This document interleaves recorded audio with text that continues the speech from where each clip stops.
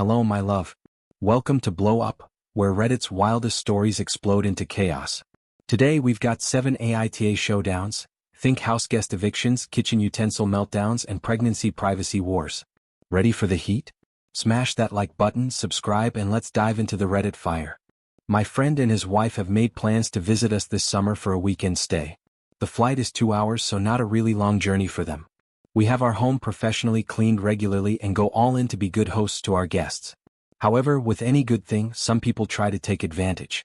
I usually will take an extra day from work after guests leave to get rest or even tidy up the house a bit. It's just a peaceful time for me to return to the normalcy of our household after being in host mode. Before my friend booked his flight, my husband let it slip that I will not be working the Monday after my friends stay with us. Next thing I know, my friend tells me that they will be flying out on a red-eye the Monday I took off for rest. This means they will arrive early Friday morning and leave late Monday night. To that I responded that I will be taking them to the airport as early as 8 a.m. Monday morning so I can have my day of rest like I planned. My friend tells me that he doesn't understand why they can't just hang out at our place or have us show them around town more on that Monday since they have a late flight. I explained to them that the day off is for me to rest, not to continue to be their host. I told them that they are more than welcome to leave their luggage here if they want to go explore on their own, but we will not be hosting them or playing tour guide after Monday morning. He goes on to admit that it was cheaper for him to book the later flight on Monday and that it's not a big deal for him and his wife to just hang out at my house all day until it's time for them to fly out. Keep in mind that I will have to take them to the airport or pay for rideshare because he refuses to pay. I will also have to feed them. I told him that they are welcome to visit and stay with us, but staying at our house all day Monday is not an option and he needs to make other arrangements. He's now accusing me of being a horrible friend and his wife says we're AITAHs. Your thoughts? Guests wanted a free hotel, got an 8 a.m. boot, savage. I bet they're still whining while OP's napping. Someone get them a rideshare app and OP a host with boundaries mug. Red eye regret for the win. That's a guest list guillotine. AITA verdict. Is OP the asshole for setting an early exit, or are the friends pushy? Would you kick them out too or host all day? How do you handle clingy guests? Drop your take below. And if you've evicted a freeloader, spill it. I'm craving more blow-up-worthy drama. My husband has a group of friends who are together since school. I moved to his country for work/study and come from a different culture.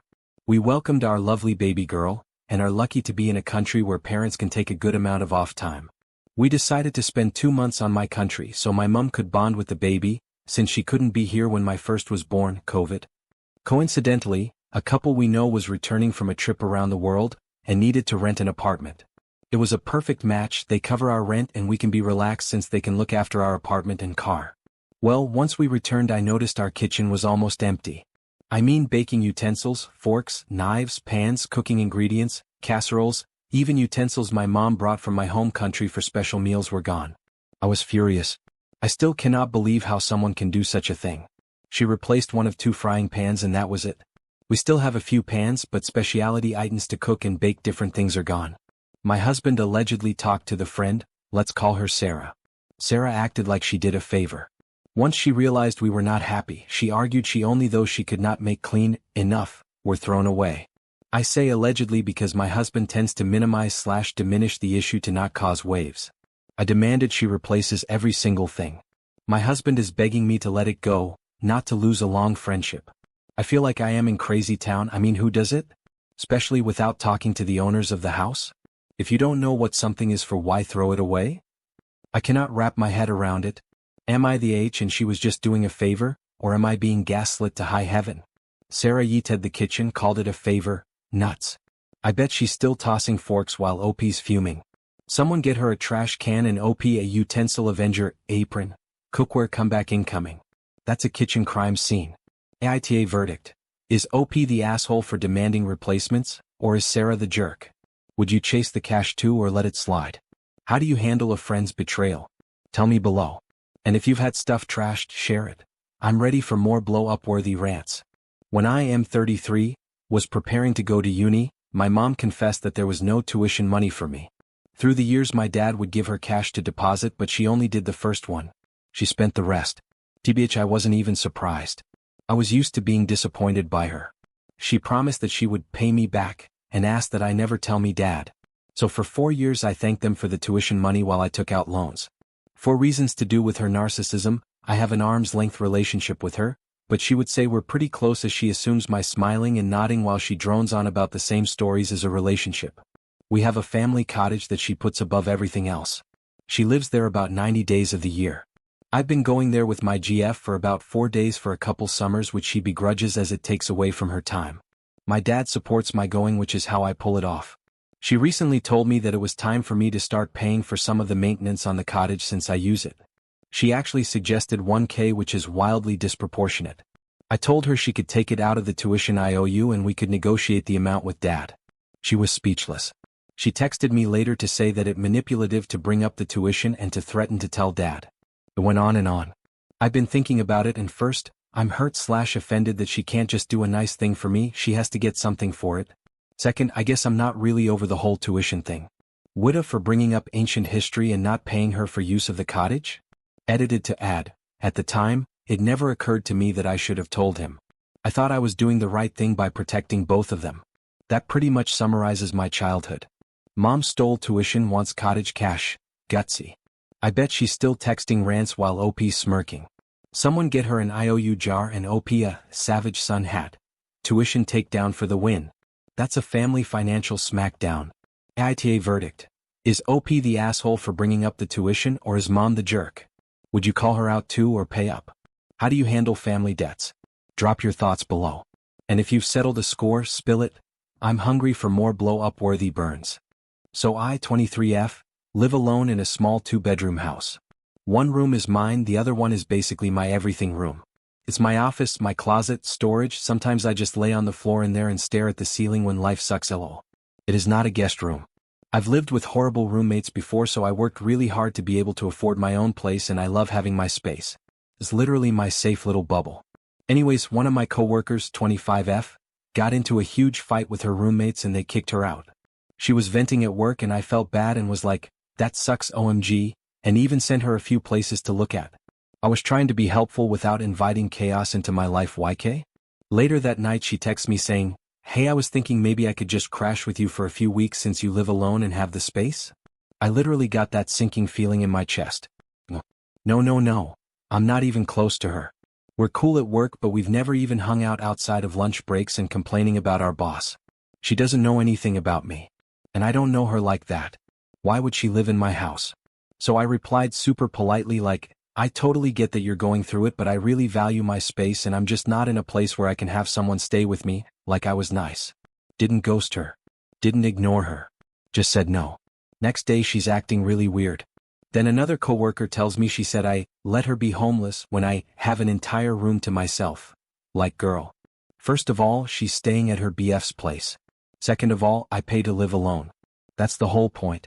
I don't want to feel tense or uncomfortable in my own space. I don't want to tiptoe around a person I barely know. And I definitely don't want to deal with just a few weeks, turning into, I'm looking but nothing's coming through yet for 2 months. Now PPL at work are acting like I'm the bad guy. Sorry for not letting a coworker move into my apartment BC, she had a bad fight? I feel bad but like, also no. AITA? Update, she went to jail lol.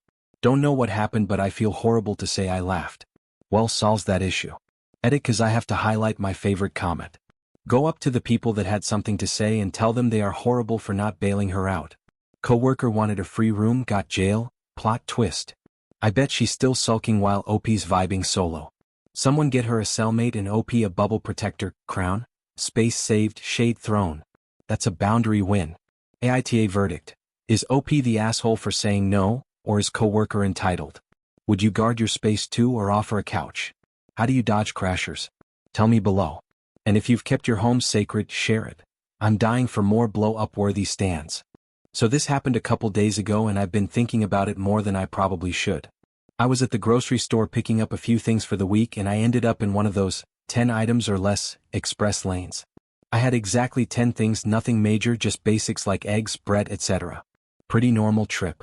Right as I'm putting my stuff on the belt, this woman behind me, mid-40s maybe, kind of leans in and asks if she can go ahead of me since she only has 2 things. I looked and yeah, she had just a couple small things. But the thing is, I'd already started unloading and there were 2 people behind her too, so it wasn't like the line was empty. I just said, oh sorry, I already started, and kept unloading. I wasn't rude or anything, just kept it simple.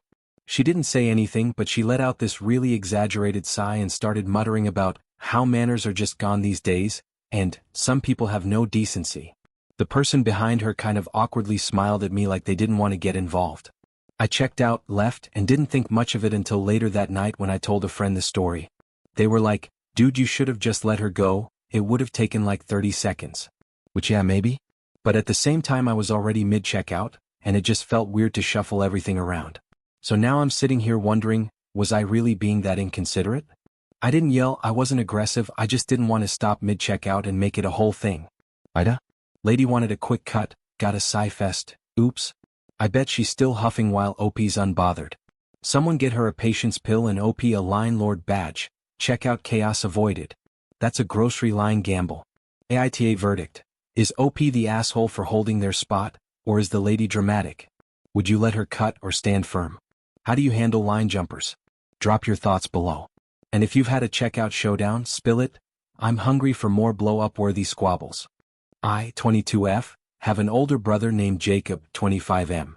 Jacob dated this girl named Cammie, 24F, for about a year and a half. They met in high school but didn't start dating until their second year of college. Jacob broke up with Cammie on Valentine's Day because he would be studying abroad in his third year and didn't want to be long distance, and he wanted to explore other people. Cammie was heartbroken, she was super sweet and it was hard to watch how devastated she was.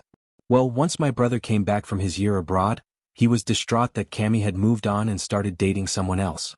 He tried to get back together with her, but she wasn't interested. He even tried to be friends, but she cut him off and refuses to speak to him.